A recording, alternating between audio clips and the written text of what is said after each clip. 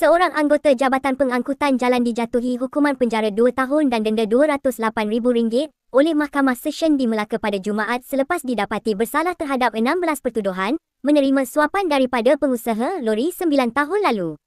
Hakim Elizabeth Payarwan membuat keputusan itu terhadap tertuduh Ahmad Jamil Matsaru, 43 tahun, selepas pihak pembelaan gagal menimbulkan keraguan munasabah terhadap kes pendakwaan.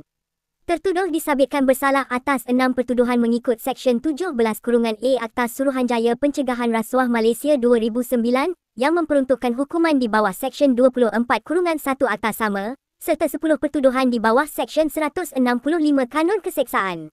Bagi 6 pertuduhan rasuah di bawah Seksyen 17(A), Mahkamah menjatuhkan hukuman penjara 2 tahun dan denda RM158,000 dengan tambahan hukuman penjara antara 3 hingga 8 bulan sekiranya gagal membayar denda.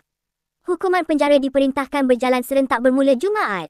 Sementara itu, bagi 10 pertuduhan di bawah Seksyen 165 Kanun Keseksaan, tertuduh dikenakan denda keseluruhan RM50,000. Tertuduh boleh dipenjara 3 bulan bagi setiap pertuduhan sekiranya gagal membayar denda tersebut. Mengikut kertas pertuduhan, Ahmad Jamil menerima rasuah berjumlah RM36,100 daripada pengusaha lori sebagai dorongan untuk tidak mengambil tindakan terhadap lori yang diperiksa.